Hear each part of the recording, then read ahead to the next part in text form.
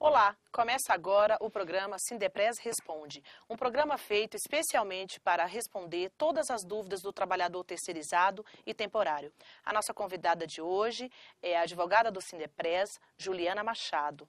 Olá, Juliana. Olá, Cleide.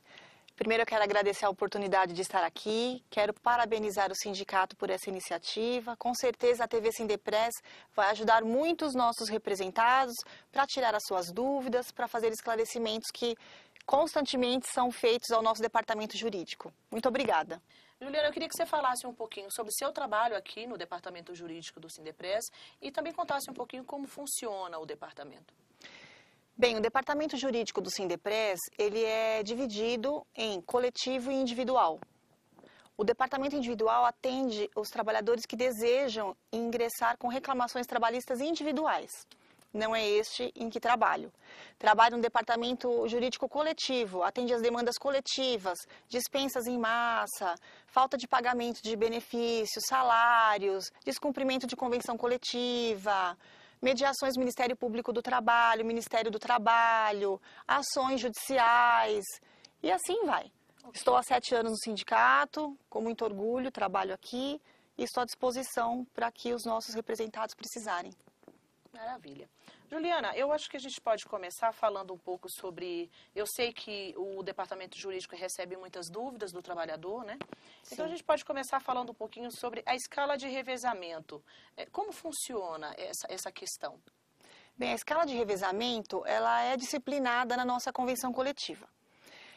A escala de revezamento ela pode ser praticada em 12 por 36, ou seja, o trabalhador trabalha 12 horas e descansa 36. Esta é a única escala em que é possível o trabalho em 12 horas seguidas.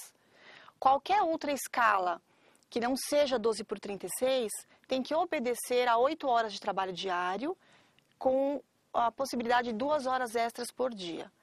E uma pergunta que constantemente nos é feita no departamento é a seguinte: o trabalhador trabalha em escala de revezamento em dias de feriado e muitas vezes as empresas não pagam em dobro esse feriado trabalhado, por entender justamente que é a escala de revezamento. É importante aproveitar a oportunidade para esclarecer que a situação encontra-se regulamentada numa súmula do Tribunal Superior do Trabalho. Não é uma lei, portanto, caso seja necessário, terá que ser discutido na justiça. Mas essa súmula, ela reza exatamente isso, que independente de ser trabalho em escala de revezamento, feriado trabalhado deve ser pago em dobro. Okay. Fala pra gente também como funciona a questão do 13º salário. Quando é que o trabalhador deve ou não receber? O 13º salário, já estamos bem próximo dele, né? Aliás, estamos todos ansiosos com ele. É o seguinte: em janeiro, o trabalhador pode fazer a opção de receber a primeira parcela do 13º junto com o pagamento de suas férias.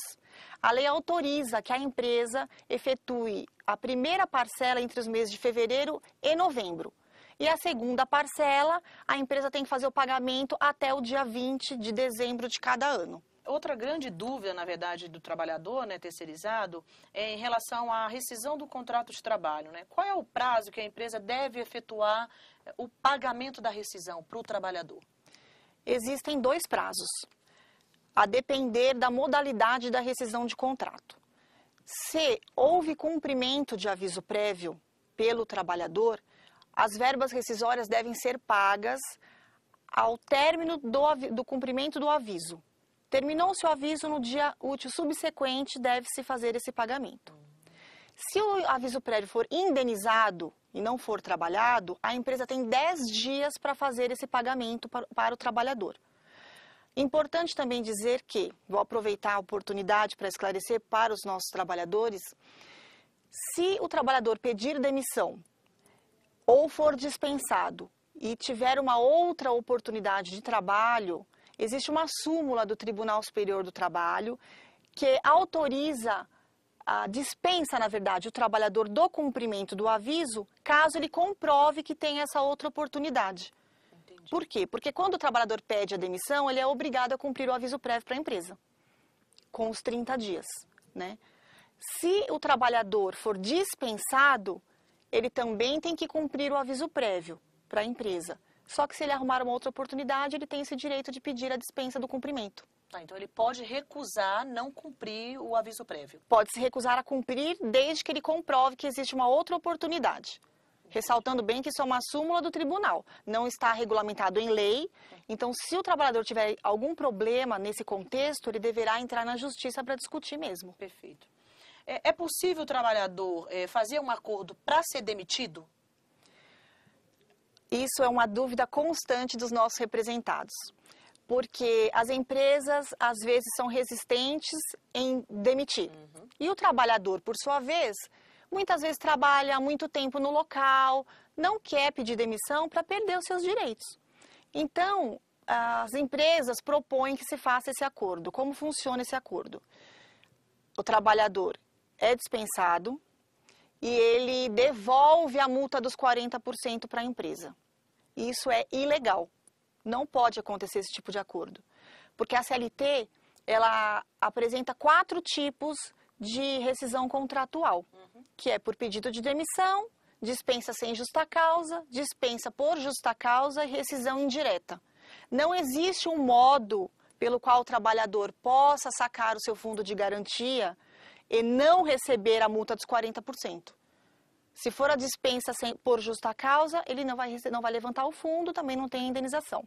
Se for sem justa causa, ele vai levantar o seu fundo de garantia, vai levantar a sua multa dos 40% sobre o fundo, assim como na hipótese de rescisão indireta. Então, este acordo foi uma criação, né, uma tentativa de solucionar um problema, mas é ilegal. Então, o sindicato não recomenda, né, não apoia, não formaliza nenhum tipo de acordo nesse sentido, mas está à disposição do trabalhador, né, tanto o seu departamento jurídico quanto o atendimento trabalhista, para auxiliá-lo nesse caso. Não para fazer o acordo, que fique bem claro, mas para orientá-lo nos passos legais para a sua rescisão. Ok. Doutora Juliana, uma questão um pouco mais complexa. Recebemos aqui, né, na verdade, muitas dúvidas dos trabalhadores sobre a responsabilidade do tomador de serviço em relação ao trabalhador terceirizado. Você pode explicar um pouco melhor para a gente qual é e qual deve ser essa responsabilidade? Posso sim, Cleide. A empresa prestadora de serviço é a empregadora. Ela é que tem a responsabilidade de fazer pagamento de salários, recolhimentos fiscais, previdenciários, pagamento de benefícios e tudo isso. O tomador de serviço, ele contratou a prestadora para aquele tipo de serviço especializado. Muito bem. E não é por isso que ele não vai ser responsabilizado por absolutamente nada. Ele, como tomador de serviço, ele tem a obrigação de fiscalizar o contrato, fiscalizar os recolhimentos. E se isso não fizer, ele vai estar agindo com culpa na execução do contrato. Tanto porque ele elegeu uma prestadora que não fosse idônea, como também não vigiou corretamente o cumprimento das obrigações trabalhistas. E tudo isso está regulamentado numa súmula do Tribunal Superior do Trabalho, que é a súmula número 331. Lá, ela atribui responsabilidade subsidiária ao tomador de serviço. Ou seja, a prestadora de serviço não cumpriu as obrigações, o tomador tem a responsabilidade subsidiária de cumpri-la. Vou fazer um esclarecimento adicional nesse ponto que é importante. Tem muitos trabalhadores que trabalham em órgãos públicos, órgãos da administração pública direta e indireta. A súmula sofreu uma alteração há cerca de 2 anos nesse sentido. Antes, a responsabilidade era subsidiária, bastando que se tomasse o serviço de uma prestadora. Hoje, não. Em se tratando de administração pública direta e indireta, né, para simplificar, trabalho em órgãos públicos, essa responsabilidade ela vai ocorrer se o tomador de serviço tiver agido com culpa no contrato, deixou de fiscalizar, por exemplo. Então, nesses casos, fica um pouquinho mais difícil para o trabalhador.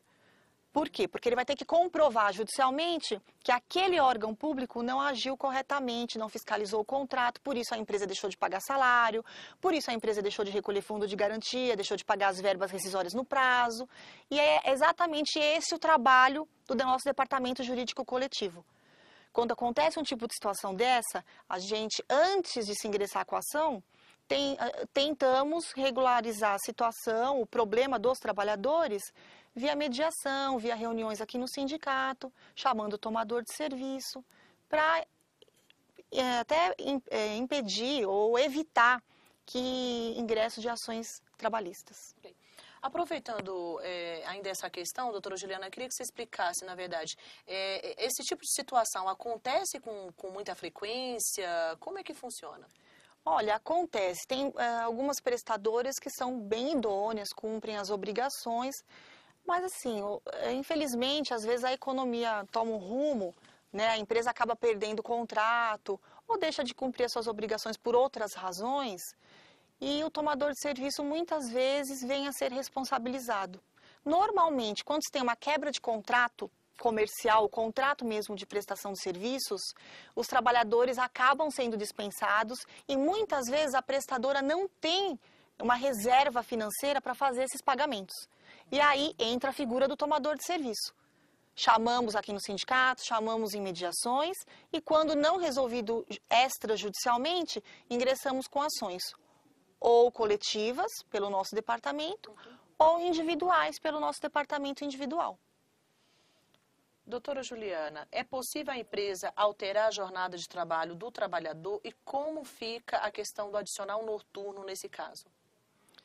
Sim, Cleide, é possível fazer essa alteração, mas antes que ela seja feita, é preciso verificar o que estabelece o contrato de trabalho, aquele que o trabalhador assina quando é contratado. Se lá estiver uma jornada de trabalho já pré-determinada, um horário já estabelecido, ele só vai poder ser alterado com a concordância do trabalhador. Se não houver a concordância, a empresa não pode fazer essa alteração. Agora, se o contrato não tiver a previsão de um horário estabelecido, uma jornada, por exemplo, das 8 às 17, das 8 às 16, enfim, aí exatamente o trabalhador vai ter que fazer a alteração da jornada, vai mudar o seu horário, a empresa tem essa possibilidade, porque no contrato não tem essa previsão, não fixou a jornada em que vai ser cumprida. Com relação ao adicional noturno, se houver alteração do trabalho noturno para o diurno, o trabalhador vai deixar de receber esse adicional, porque é condição para que ele receba que ele trabalhe das 22 horas até as 5 da manhã do outro dia. Se ele deixar de trabalhar durante esse período, ele não vai mais receber esse adicional noturno. Outra grande dúvida do trabalhador é sobre o atestado médico. Pai, mãe, pode acompanhar filho ao médico? Essa é uma questão que nos tem sido feita com frequência. A lei, ela não protege esse tipo de situação. É claro que mãe e pai podem acompanhar o filho ao médico, podem levar o atestado à empresa. Só que a empresa, por sua vez, não está obrigada a abonar esse dia. Ela pode receber o atestado como justificativa daquela ausência, mas não tem a obrigação de abonar. Logo, o trabalhador vai perder esse dia se a empresa não tiver um bom senso. Aproveito aqui a oportunidade para pedir que as empresas analisem caso a caso, sejam sensíveis a cada situação, porque um trabalhador que tem um filho pequeno, muitas vezes não tem como deixar um outro acompanhante e tem que deixar, às vezes a criança fica internada. São casos e casos que devem ser analisados, mas legalmente falando, não existe essa obrigação da empresa em abonar esse dia. Vai justificar, por exemplo, para não perder a cesta básica, para não perder algum outro benefício, mas o salário pode ser descontado. Ok. O trabalhador terceirizado, afastado, ele tem direito a receber a cesta básica? Ele tem direito a receber a cesta básica. A nossa convenção coletiva coloca um prazo de até 90 dias de afastamento para que esse trabalhador receba o benefício. Então, se ele se afastar por mais de 90 dias, a partir do dia, vencendo esses 90 dias, ele vai deixar de receber o benefício. Até 90 dias está garantido. Importante lembrar aqui que licença maternidade não entra. A mãe tem o direito de receber a cesta durante todo o período da licença. Férias também, o trabalhador tem direito a receber a cesta básica. É só no caso de afastamento superior a 90 dias que deixa de receber. E o benefício é restabelecido assim que o trabalhador retorna ao trabalho. Em caso de atraso, a empresa pode descontar o DSR do trabalhador? Até aproveitando a oportunidade que você explicasse aí sobre o DSR.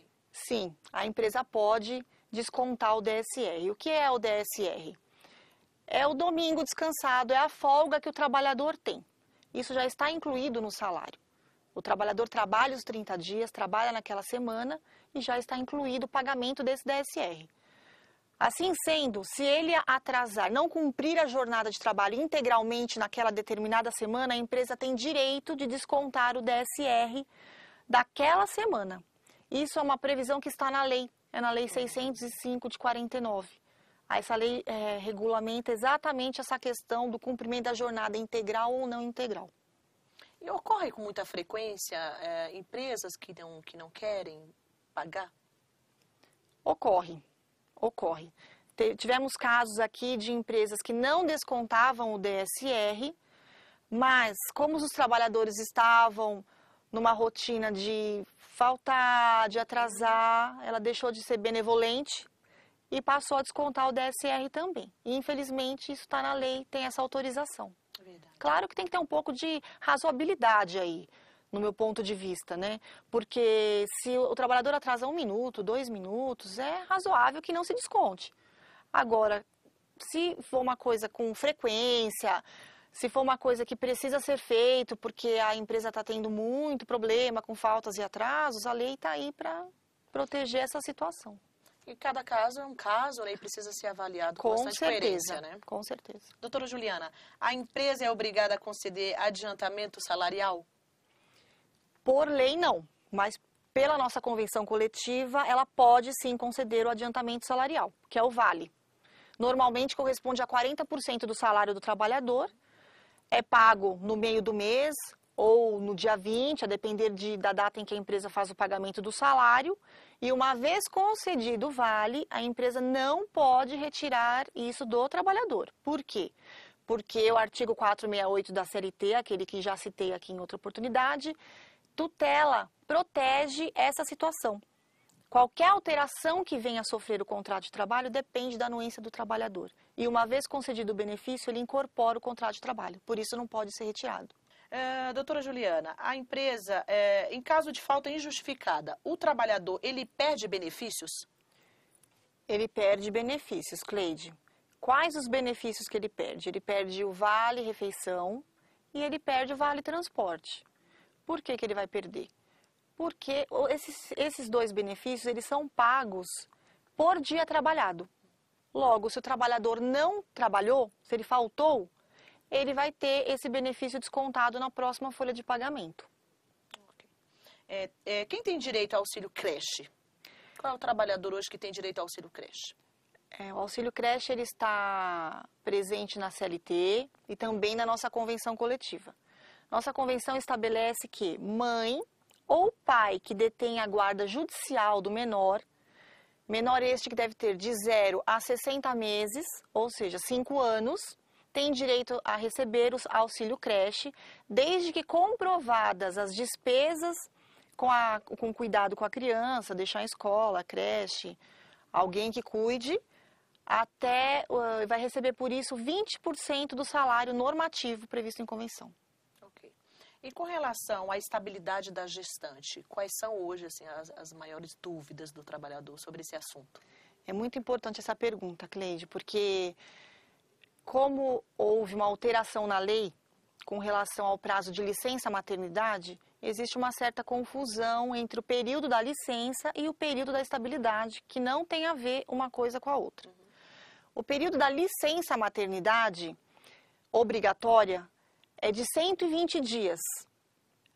A trabalhadora tem esse direito.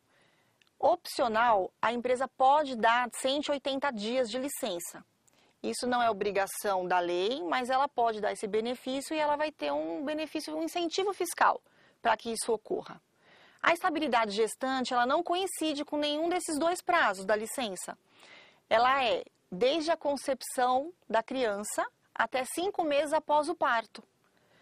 Logo, se a criança tiver 5 meses e a trabalhadora tiver tirado 120 dias de licença, quando ela voltar ao trabalho, ela ainda tem a estabilidade. Ela não pode ser dispensada ainda. Ao passo que se ela tiver usufruído de 180 dias, claro que vai ter terminado, porque o bebê já vai ter mais de 5 meses de vida. Entendi.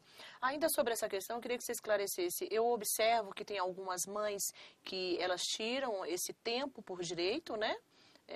e também aproveitam, em alguns casos, tiram tempo de férias, né? Isso é legal, é permitido? Isso é legal.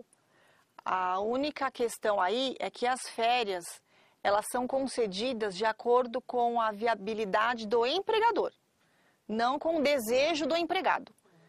Então, é uma questão de se conversar no Recursos Humanos, departamento pessoal da empresa, para tentar compatibilizar o término da licença maternidade com o início das férias. Muitas empresas dão as férias nesse período, até preferem para a trabalhadora continuar amamentando e voltar mais tranquila para o trabalho, só que lembrando que a estabilidade continua a ocorrer, ela não vai parar porque houve a concessão de férias, então pode coincidir licença maternidade, férias, término da estabilidade gestante logo na sequência. Sobre a questão do trabalhador ou trabalhadora, né, que tem filhos deficientes, doutora Juliana, o que a lei prevê de benefícios a mais para esse trabalhador hoje? A convenção coletiva, na verdade, estabelece um benefício para quem tem filho deficiente. Ele corresponde a 10% do salário normativo. Isso o trabalhador deve comprovar para a empresa que tem um filho com deficiência, o tipo de deficiência, e automaticamente esse benefício deve ser pago para o trabalhador. Okay. Com relação ao contrato de experiência, né, se ele for rescindido antes do término, da data prevista, né, quais são os direitos do trabalhador nesse caso? O contrato de experiência é uma modalidade de contrato por prazo determinado.